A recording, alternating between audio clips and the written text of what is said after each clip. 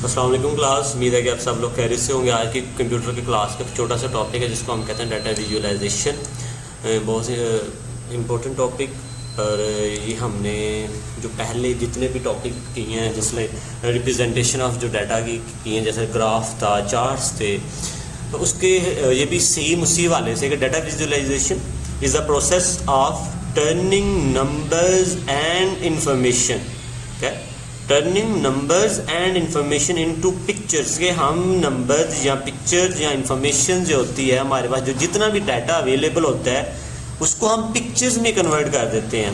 This pictures make it easier. क्यों हम pictures में कन्वर्ट करते हैं? ये हमारे लिए आसानी पैदा करता है फॉर अस टू अंडरस्टैंड, कि हम इसको समझ सकें what the data is telling us, कि हमें डाटा क्या बताना चाह रहा है, हमें क्या बता रहा है। When we look at the data in the form of charts or graph, हम जब डाटा को चार्ट्स या ग्राफ की सूरत में देखते हैं, it become simpler to see patterns. हमें उसके पैटर्न्स का पता चल जाता है कि कब चीज़ें बढ़ी, कब कम हुई, कब प्राइसेस ऊपर गई, कब कम गई, कब स्कोर ज़्यादा हुआ, कम हुआ। आपने क्रिकेट के मैच में देखा होगा, अक्सर आप ग्राफ नज़र आते हैं कि पहले ओवर में इतना स्कोर था, उसका ग्राफ होता है, दूसरे ओवर में अचानक से ऊपर लाइन गई होती है, उसमें आपको पता चला कि यहाँ पर इतना स्कोर बना है। तो ट्रेंड क्या था कि पहले 10 ओवर में अच्छा ज़्यादा स्कोर बना या नहीं बना, अगले ओवर में कितना स्कोर बना, ये आपको ट्रेंड्स का पता चलता है। फिर उनके दरमियान ताल्लुक, रिलेशनशिप क्या होता है। जिस एग्जांपल के तौर पर जिस लाइक ये देखें, हमारे पास एक पाई चार्ट हो सकता है, बार चार्ट हो सकता है, उसके बाद टेप डायग्राम्स हो सकती हैं,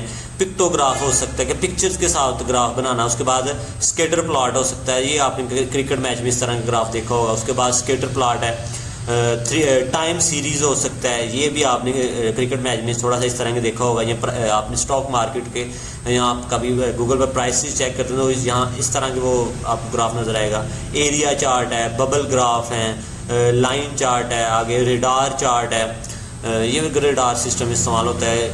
उसके बाद विंड डायग्राम आपने मैथ में देखा हो, हीट मैप्स होते हैं, और भी बहुत सारी रिप्रेजेंटेशन है जिस लाइक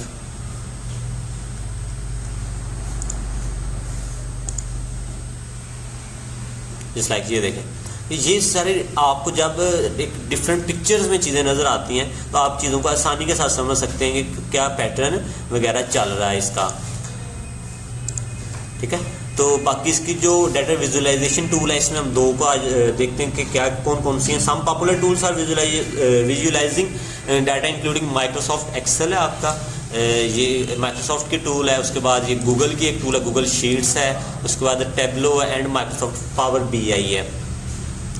माइक्रोसॉफ्ट एक्सेल एक स्प्रेडशीट टूल्स होती हैं that can create various charts and graphs. मतलब ये भी आपके मतलब डाटा को रिप्रेजेंट, डाटा के लिए इस्तेमाल, डाटा को अच्छे से ओवरव्यू करने के लिए इस्तेमाल होती है। उसके बाद गूगल शीट, और ये सिमिलर टू एक्सेल है, सेम जैसे माइक्रोसॉफ्ट एक्सेल है इसी तरह ये गूगल शीट्स होती हैं, similar to Excel. It allow you to create and share visualising online tool. मैं आपको बताता हूँ माइक्रोसॉफ्ट एक्सेल का।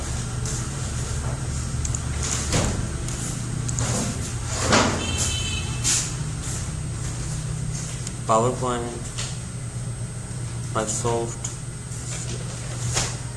ये माइक्रोसॉफ्ट एक्सेल वर्कशीट।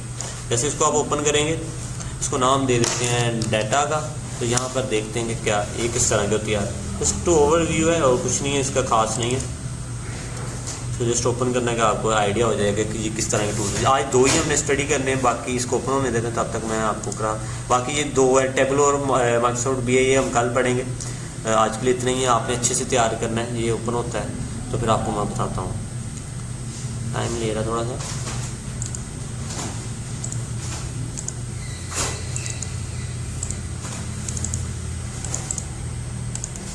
साथ गूगल शीट्स हम ओपन कर लेते हैं।